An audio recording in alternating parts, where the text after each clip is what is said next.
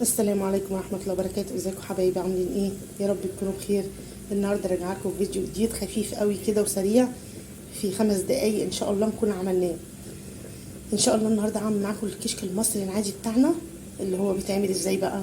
شوربه وبحط فيها، يعني انا الكميه اللي عاملاها النهارده حاطه فيها نص كوبايه رز زي ما انتم شايفين قدامكم كده. استوت كوبايه الرز دي في اللبن في الشوربه.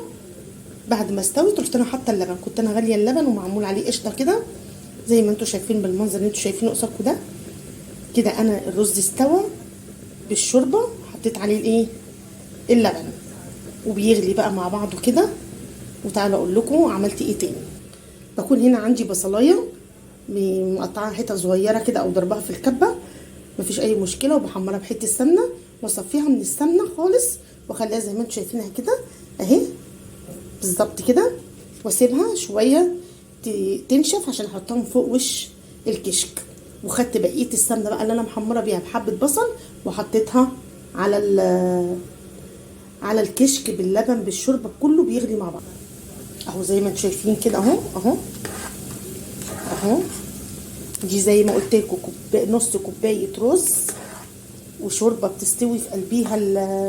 بصوا شايفين البصلايه اهي وانا بقلبها هيك، شايفين البصلايه؟ يبقى قلنا ايه، نص كوبايه رز مع شوربه بيستووا مع بعض سوا كامل. وبعدين نروح جايبين اللبن نحطه عليه. انا جايبه نص كيلو لبن فحطيته على الكميه اللي انا عاملاها زي ما انتم شايفين كده. العين اللي انتم شايفينها الناحيه دي التانيه انا حاطه عليها فرخه بتتسلق شوربه، هعملها جنب الكشك اهو. انا مستنيه بس ايه، اللبن والشوربه والرز يعني يخشوا في السوا مع بعض كده، يضربوا مع بعض كويس قوي. وبعدين هشكله وانزله اغرفه في الاطباق. خليكم معايا. ما قلتلكوش توابلنا، التوابل بتاعتنا هي ملح وفلفل بس، مش اكتر من كده، مع البصلايه اللي احنا عاملينها مع حته السمنه بقى بلدي لو عندكم، بيبقى في منتهى الجمال والروعه. هي نفس فكره الرز بلبن بالظبط، بس ده معمول بشوربه. التاني بقى بتحط عليه مكسرات، ده اللي بتحط عليه بصل. سهل جدا واكله جميل جدا. عايزين تحطوا واحده مرقه دجاج وانتوا بتعملوا حطوا، بس انا مستغنيه عشان عندي الشوربه كويسه، فانا مستغنيه عن ايه، عن مرقه الدجاج. وهنا عندي بصوا الفرخه بتتسلق اهي اهي، دي خدت شوربتها حطيتها لايه، للكشك.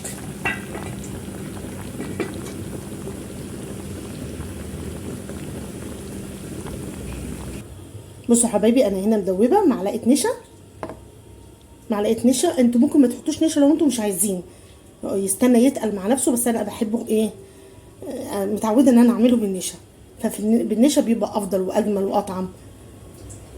فدوبت النشا اهو وهو استوى خلاص، فهحط النشا واشكله. بصوا حبايبي اهي خلاص حطيت النشا اهي. بصوا زي ما انتم شايفين كده تقلبتين بالراحه اهو اهو اهو. نشوي على البوتاجاز حبه صغيره اهو. خلاص خلاص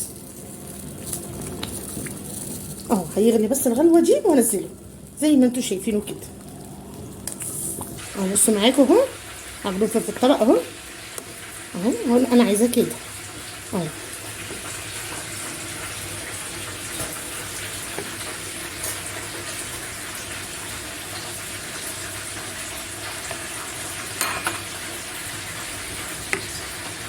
هغرف طبق تاني.